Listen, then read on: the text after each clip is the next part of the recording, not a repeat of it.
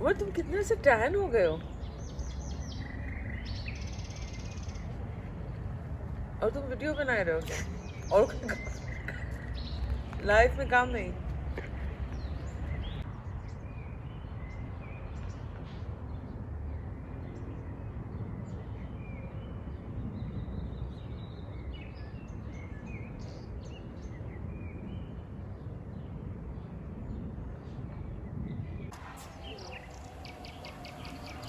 weekend love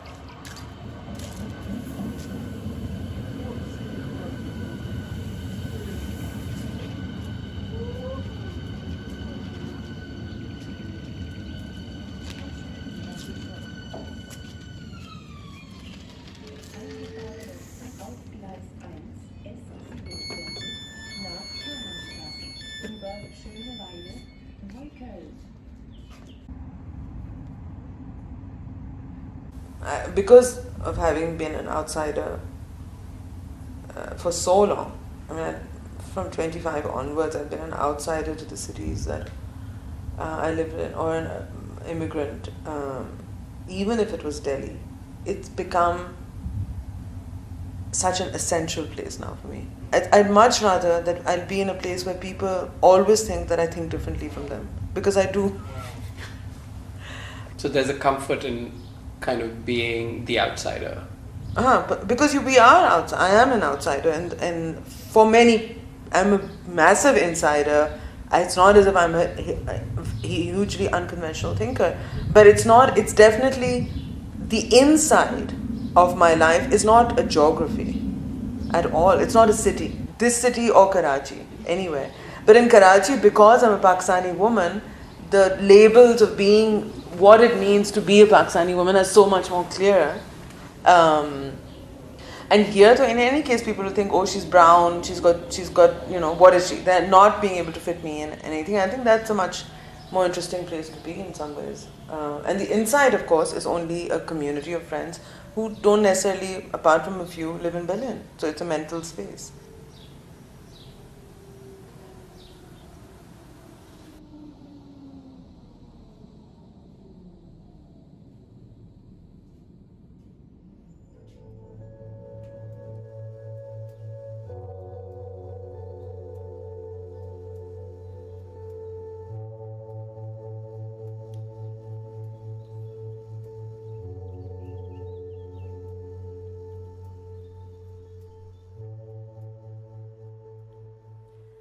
Berlin conjures up his past like no other city does. He's lived here for 11 years, but the spectres that keep returning to it are from all over. So he decides to write them into his text, making it porous as he finds the city. Writing Berlin, in his case, is stirred by resonances of multiple places, thickened by present pasts. He will one day notice similar hauntings in Emine Sevgi Özdemir's short story Der Hof im Spiegel, a labyrinthine entwinement of people and places, something approximating post-national intimacy in the words of a translator. He will find comfort in the poems of Aris Ören that chronicle in the setting of a single street, Nauninstraße in Berlin-Kreuzberg, a far greater story of belonging and survival, migration and arrival. These will assure him that Berlin is written in many languages, in many different places, and circulates at times far from the city itself. Eventually, he too will come to see how he is implicated in the scenes he describes.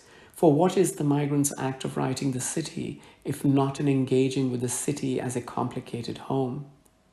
But for now, when he refers to himself in the third person, not I, but he follows Kathleen Stewart's technique of gaining distance from one's own subjectivity, while recording at the same time the privileges and particularities that inhere in his classed and cisgendered ways of inhabiting Berlin.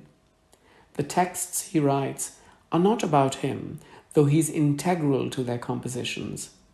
In a way, these act like artist Nina Kachudurian's lavatory self-portraits in the Flemish style, which are not selfies, as she claims, but other portraits of the self.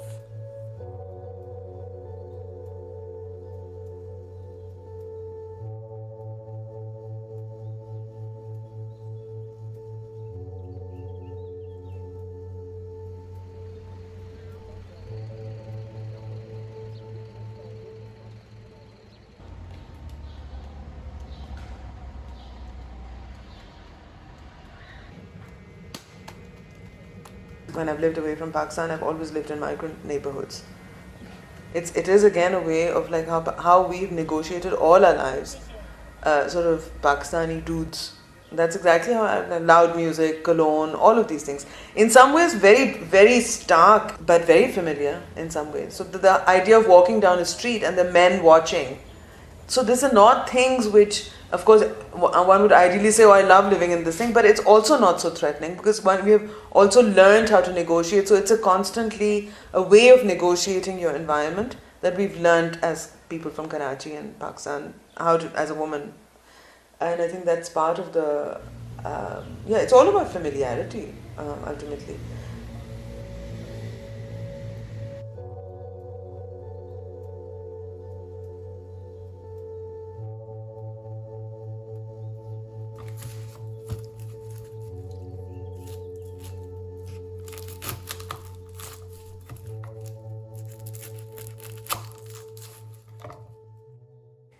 He stood at the counter at Rewe asking for 100 grams of roast beef.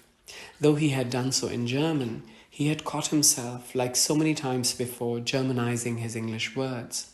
He had learned to make these little adjustments for the benefit of his listeners. He hadn't arrived at this decision consciously.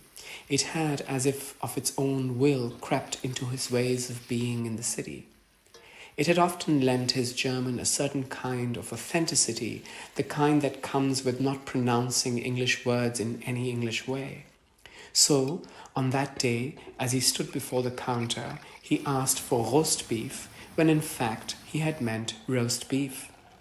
Despite his German enunciation of the word, the German man at the counter picks the wrong sort of meat, the one he hadn't asked for, as if his generous gesture of Germanizing was entirely lost on him. Disappointed, he uttered the same words again, this time pointing to the roast beef, to which the guy responded, "Das ist aber roast beef." This time, he just rolled his eyes, and though he did roll his eyes in English, he was confident it couldn't be lost in translation. English, he was eine kleine bit happy.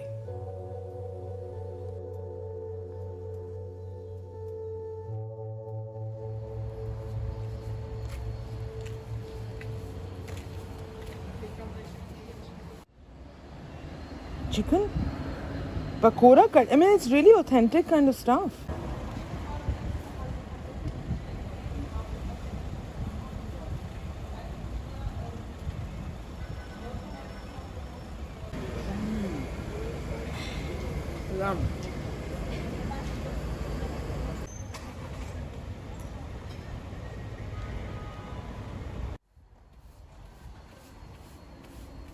We are part of the tribe that left the global south and migrated to the north. And yet it is the north, for me more than for you, which is the source of historical angst and frustration. And yet here I am, and so this is not what I should have done. This is not what that lives, that eats you up at some point, that I should be there.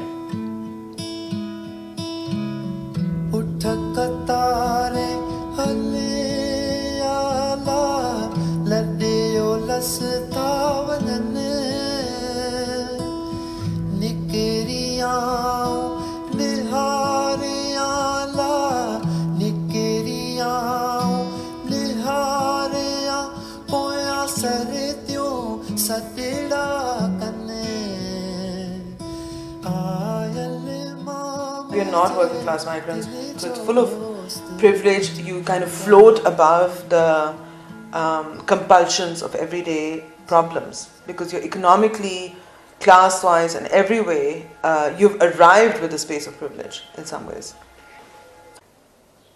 These can't be value-based judgments about people.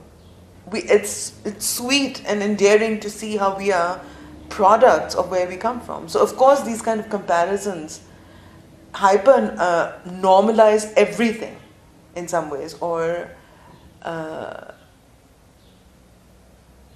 you're compelled to think back to understand your own life. And we've done that together. I mean, our relationship is so much about revisiting and trying to understand what happened and why we are here today. And I think we would not have ever had this conversation if we had met in Karachi and never left Karachi. The meeting in the park, in a Berlin park, is the space of belonging. And that's where we meet. You're just like an island of people who move around here and there. And of course it's interesting because at the same time there's a slow immersion into your kiez, into your neighborhood. And you bring back stories and thoughts and comparisons and views.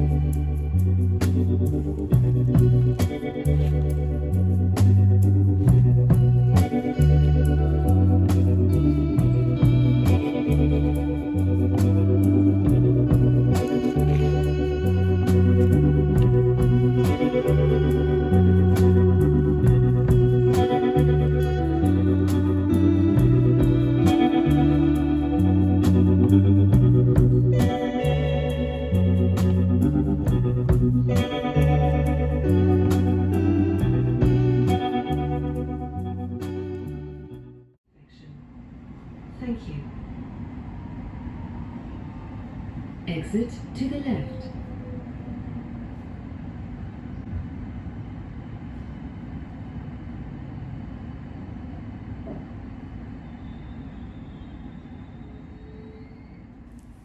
There is a woman he sees almost every day.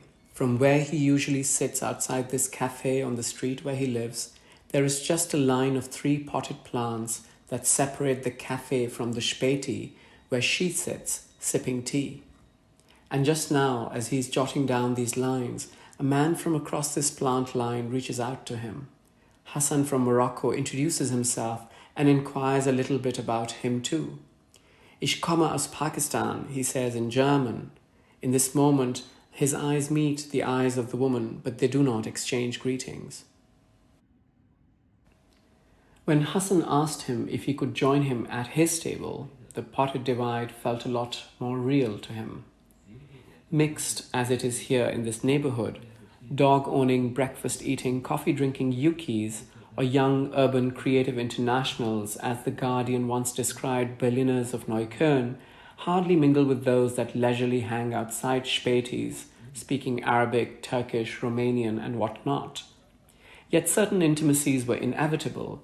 For instance, on other days when looking out from this cafe, framed by its window front, he sees passers-by, possibly his neighbors, ones that are routinely caught in fleeting passages. For example, this woman dressed in shalwar kameez, dragging a wheeled bag of groceries. Every time he sees her, he tries to quickly piece together the finer details of the cursory scene, like the length of her kameez or the precise cut of her garment, all cues that he thinks will lead him to assess whether she might be Pakistani or Indian, possibly even Bangladeshi. He's of the conviction that Pakistanis dress better, but that's beside the point. These neighbors, he notes, never stop at cafes, they hardly peek in, they just keep walking on. Right across is another cafe, tad fancier than this one, where the coffee is 20 cents more expensive and candles in dark interiors peek out of large windows even during the day. Tables are hard to get, especially outside, even though, unlike a Parisian cafe, there isn't much going on to gaze upon. A kinderwagen-pushing mother stops by to chat with the dog owner, a scene of likely white intimacy, he thinks. Breakfasts continue, the light drizzle too. The leisure of cafes is palpably different from leisures of a Späti, it suddenly dawns on him. He's immediately reminded of his hatred for zucchini cakes, which so often announce the hipsterness of cafes. There's one like that on the other street, where the coffee costs 50 cents more, where ashram pants upend the outline of headscarves, vegan sandwiches frown at kebabs of the Keats. Annoyed by the thought, he returns to the scene that is now, back to where cheese platters, breakfast spreads, and bread baskets stop at potted lines. So does the eclectic style of mismatching furniture. But not always are potted lines legible, he thinks. By night, on the same street, candlelit bars glimmer unlike game rooms, whose fluorescent glow outs them as men's-only migrant spaces. He never goes there.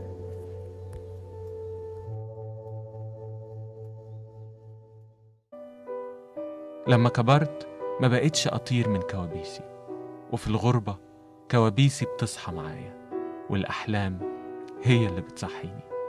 الأحلام هي اللي بتخليني أحس بالمكان والزمان.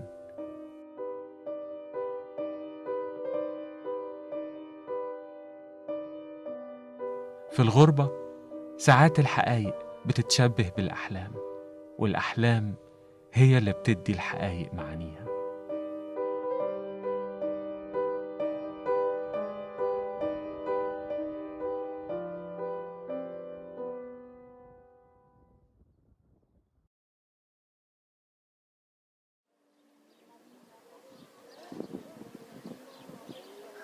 I mean, it's an airport. It's a place where people come, arrive, and departure, and it's in the center of the city. The interesting fact that it's an airport, but it's not an airport anymore. It's a residue of an airport. It's also put a space of potentiality.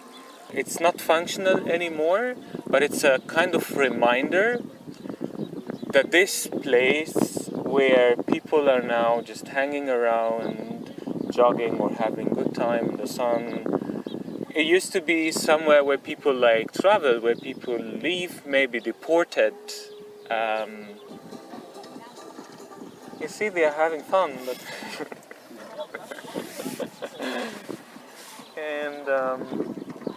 and it's massive. I mean, it's not just an abandoned villa or abandoned house, or it's massive. It's huge, and it's huge in terms of the space. Of course, it's too big, but also in the terms of the architecture. It has like a sovereign presence. It's a reminder of the past. It leaves it's like gaps from the past that are allowed to exist in the present. So it allows the past to inhabit the present, and also makes the future kind of open for infinite possibilities. And it's like the balcony in a way, like, you know, this idea of it's a potentiality to escape. Of course, it's unattainable, but, you know, it's there, and you have the potentiality that you can leave, or you would leave.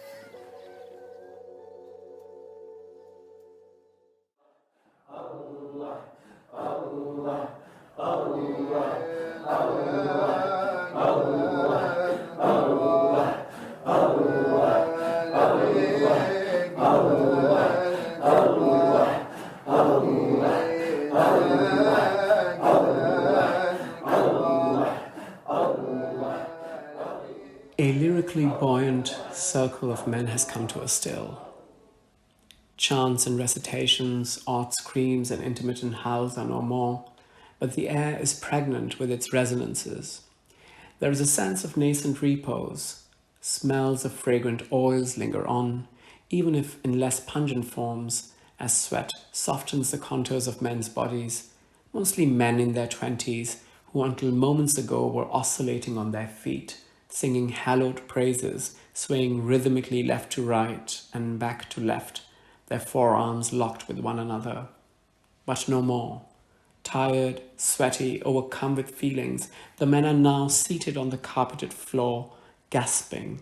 The puff and pant of heavy breathing is fairly audible, their bodies not upright like moments ago, but curled up such that their heads almost meet the ground. 40 minutes of an intense ritual are over in a room in Neukölln, longer than it is wide and oriented obliquely towards Mecca.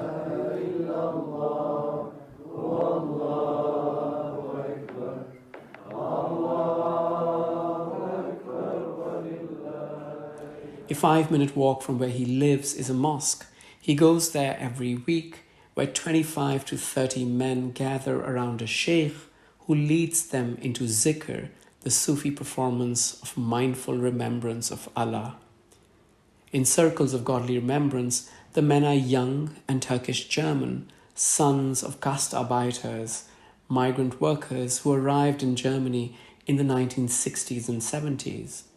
When they sing and chant, laugh and cry, move and are moved, or simply fall to the ground, they remember and long with their bodies. Some of these men tell him that there are other persons in the circle, ones he cannot see, and that when, with their eyes shut, they sing and chant praises of saints and holy men and saints appear, intimacies take hold, even if only in passing.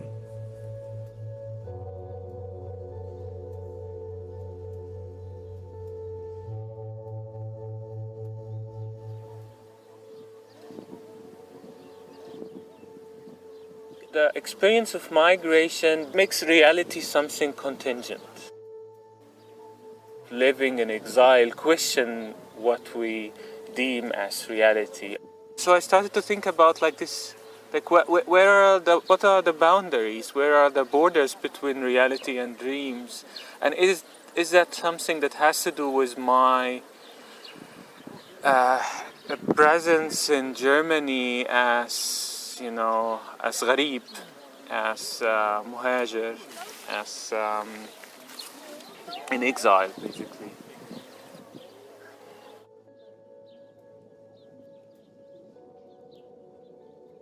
My relation to home is based on imagination. If I'm not living home, so the potential of imagining home is so important to me.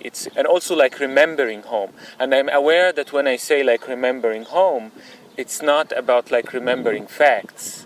Trying to recall certain encounters, even certain things you lived already, but remembering them, what you recall are different images.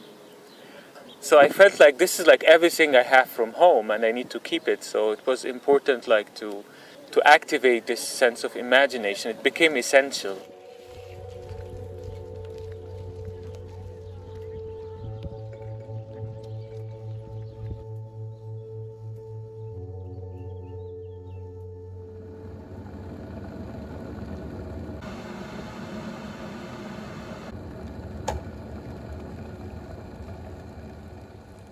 Theorizing migration by way of the intimate bolsters his argument that intimacy, barely a singular situation, is in itself an unfolding. It is a historical elaboration, so to speak. Scenes of daily loves, sexual or otherwise, are invariably, if not also unwittingly, folded up with concerns that are principally in excess to situations that transpire in the present or play out in front of our eyes. Elaboration means that we remain affectively attached also to that what takes form after the fact of coming close or makes itself known by way of its longing. Writing is one longing, an aching for one's own histories to gather, stick, and sediment in new places through the labor of memory. He remembers through writing that what feels distant now, possibly dismembered. The post-migrant city, like the migrant sense of time, is compound, interrupted at times stretched. It is a porous geography of disparate times and momentums, conflicting memories and motivations, the now and the not yet, the here and the also here. To belong, he thinks, is to be with longing. It is the migrant feeling for an expansive sense of being in time and in space. To remember, then, is not simply to reminisce a past. It is a gathering anew in migration that what feels remote or removed, possibly at risk of loss. It is a path to feeling futures.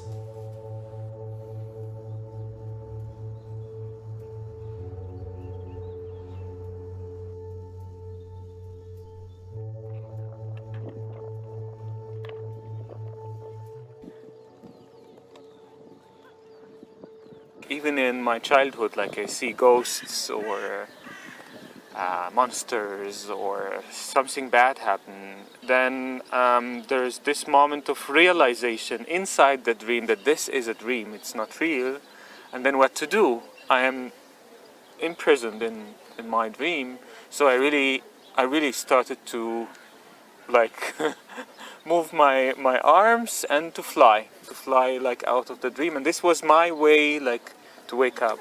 And I was also thinking about, okay, it's interesting that I can afford living my nightmares, but what about reality, when reality starts to be a nightmare and you are imprisoned there and you can't go nowhere? So maybe the refuge is actually to dream.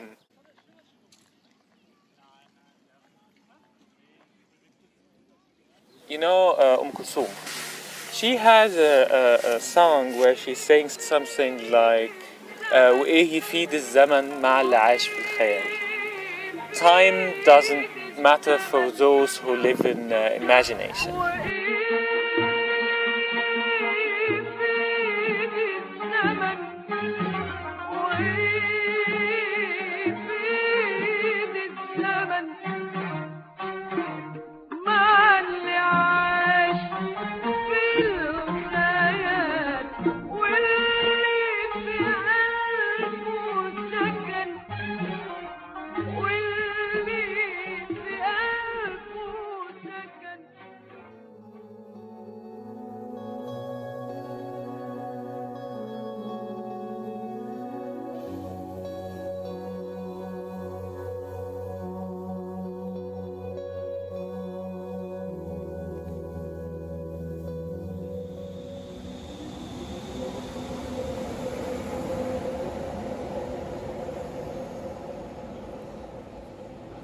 He couldn't have known why he wished to photograph the bed. It wasn't his own, it wasn't his either. Perhaps it was the whiteness doubled by that of his lover, or its hotel-like anonymity that had struck something in him. Each morning, as they got out of the white sheets, he felt that in unmaking the bed through the night, they had made it their own. Where does one look for traces of a brown body amidst so much whiteness, he would wonder years later, as he went through the 9 photographs. Intimacy in this constellation of images wasn't an abstract idea, but a concrete presence pressing upon fabric. Affect had a way of imprinting itself not just on bodies.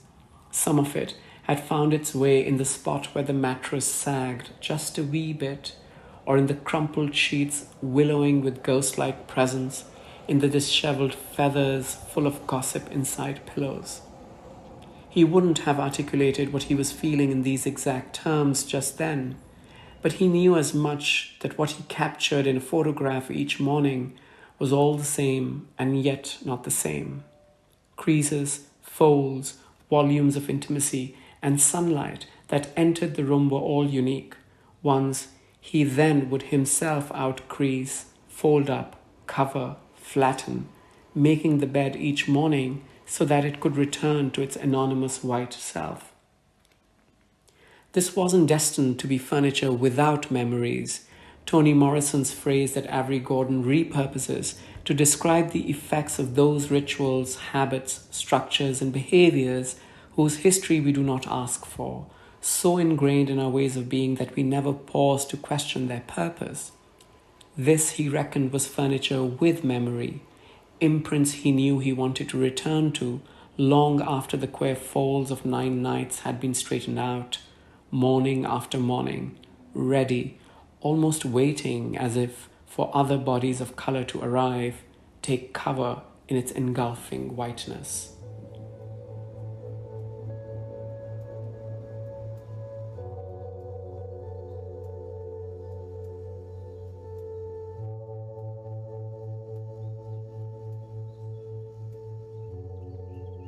I wonder how much space there really is, because this whole question around identity, or the identity politics question that's flared up in Germany, I think has been so highly contested, surprisingly so. I mean, I'm so glad that it's actually taking place and that there is space again for this, because when I first started like 20 years ago, or almost 20 years ago, when I made my first short film or essay film about my family, or my father's migration to Japan, around about that time, people were sort of, it was like, almost looked down upon, like, why would we care about, you know, your biography, or why would we care, why should we be interested, or something. For whatchamacallit, take up shots. I wasn't prepared. I was like, you're already recording, you know, I'm still making my coffee. Just a minute of break, because this is the moment that you cannot miss when the coffee is coming out. Because if the coffee stays on the stove for too long, it gets bitter, you know. Sometimes when I don't pay attention, it stays on there too long.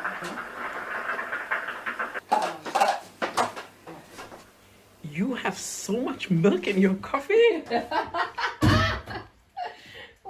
Wait for it. Oops. Yeah, well.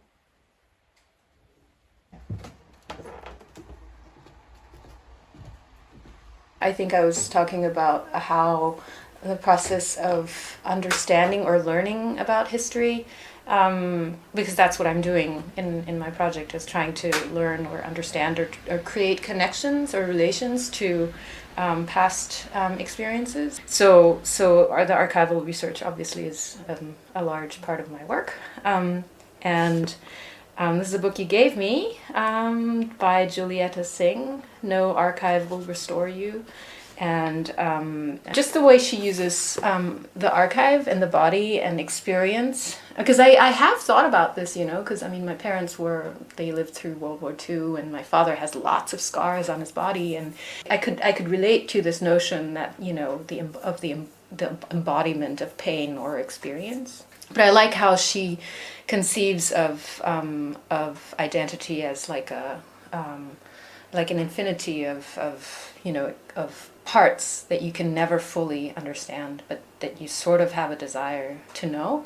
Maybe I'm improvising now, but I think there's something in there that resonates with me, because I feel like the process of working on these questions, at least for me, it's not a matter of, you know, finding out one answer or one, you know, conclusion or anything like that. It's always it's an ongoing process, and I think that this will always be part of who I am.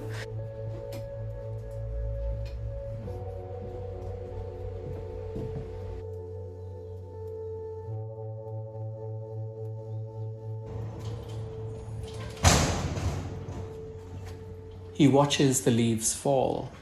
From where he usually sits outside this cafe on the street where he lives, the scene is pretty much the same. Breakfasts continue on both sides of the street. A woman walks past dragging a wheeled bag of groceries, another familiar scene within the scene.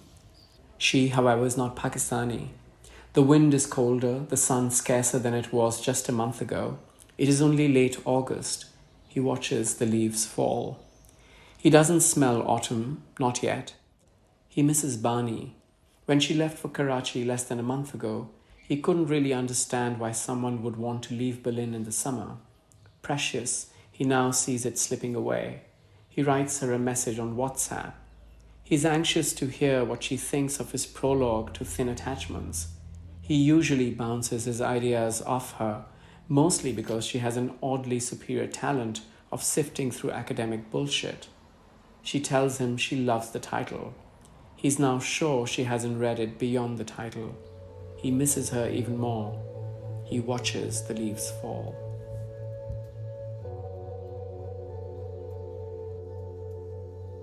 Oh, Sylvia. Sorry, it wasn't shooting. I'm so sorry. No problem. Now I have you up and down, which is nice. Gonna get.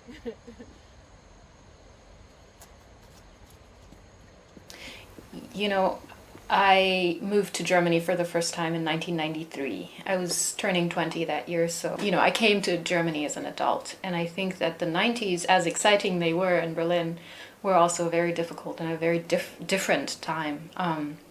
You know, people were very, and rightfully, preoccupied with German identity issues about the reunification, but that also meant that we were in a completely different chapter in terms of otherness, or, you know, that was the time when people were still, it was still very prevalent to call someone like me Oriental, or, you know, the Orient was a huge geographical space in people's mind and could be anything, you know. But that was the 90s. I mean, that was still, you know, uncontested back then. I only mentioned the year of arrival because I feel like I haven't arrived yet. I would say I have started arriving maybe about 3 or 4 years ago, which is taken me a long time. But I've been thinking about this a lot, you know, because it's obviously not being able to arrive in a place that's supposed to be your home and being very aware of it. It's only going to make you want to go away again. उस शहर से फिर मोहब्बत करना मुश्किल है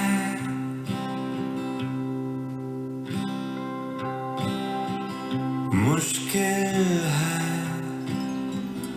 उस शहर वापस जाना मुश्किल है मुश्किल है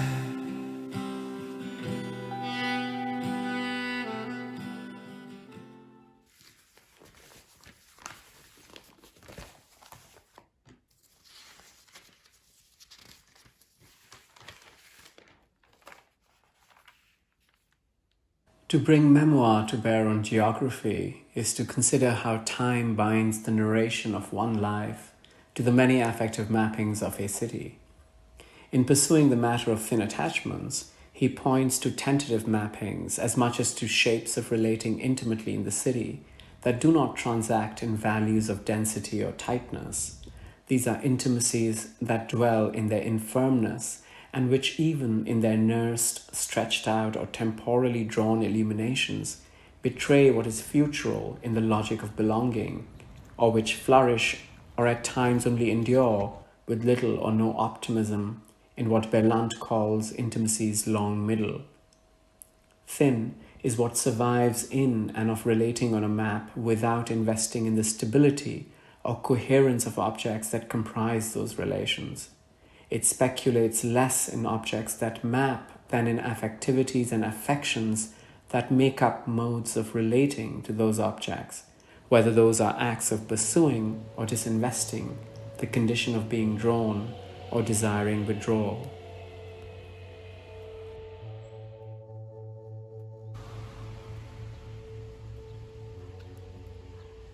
I don't see myself represented yet, in a way. because it's very complicated. I mean, I could see myself represented, but I also don't, and because these questions haven't been addressed, and biracial issues are very low on the or minor or marginal on the whole spectrum of conversations around diversity. It's a typical question for any biracial that they will know. You always have to check one box, and society wants you to check one box. They always want you to choose either by external forces because of the way you look or behave, or even on your own accord. But they don't want you to be multiple. They want you to be one.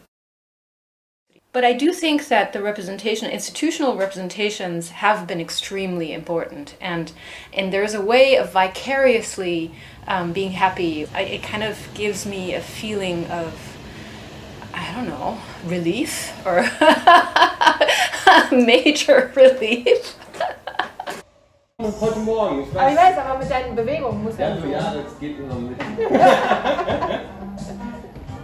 Or all of these small but very important symbolic markers, I think, is a very healthy and welcome development.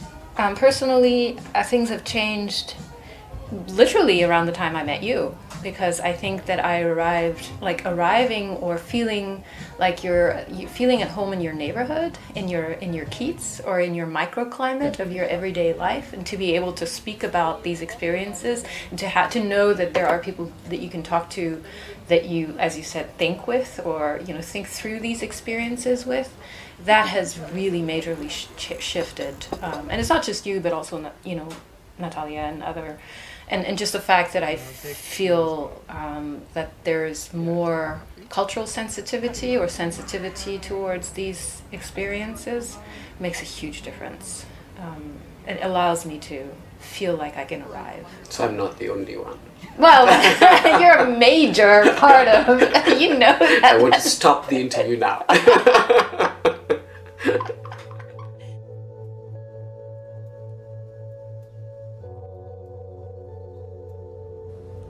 From the moment he opened his eyes on that Saturday morning, he knew something was amiss, even though he had imagined it otherwise. His body had drifted away from his through the course of the night, a tad further apart than it was possible on a 140-meter wide bed. He made him coffee in the morning. They took it in the kitchen, commenting how unremarkable its taste was. When he walked out of the door, he kissed him ever so lightly on the lips, touching only to untouch them again. "See you soon," he said, as though it was an inadvertent speech act. He didn't believe him, not one syllable, but he knew that it was the right thing to say in that moment. Later that evening, he stood in a circle with Sufis as they sang praises of saints and holy men. He wondered, like he often did in the circle, how one could see with eyes closed. He sees you, you don't see him, we're all together, it's love, a Sufi follower had once explained to him. That night, as he closed his eyes he was told were Knopfaugen, he too saw, as Sufis would, though not a saint but him. It ought to have been love indeed. And when, at the end of the ritual, the sheikh raised his hand in prayer, he raised his hands too. After a long time, he had caught himself praying, this time for him and him. That week, they grudgingly chatted on WhatsApp. Then on Friday, he received the breakup message. A prayer in the city had not come true.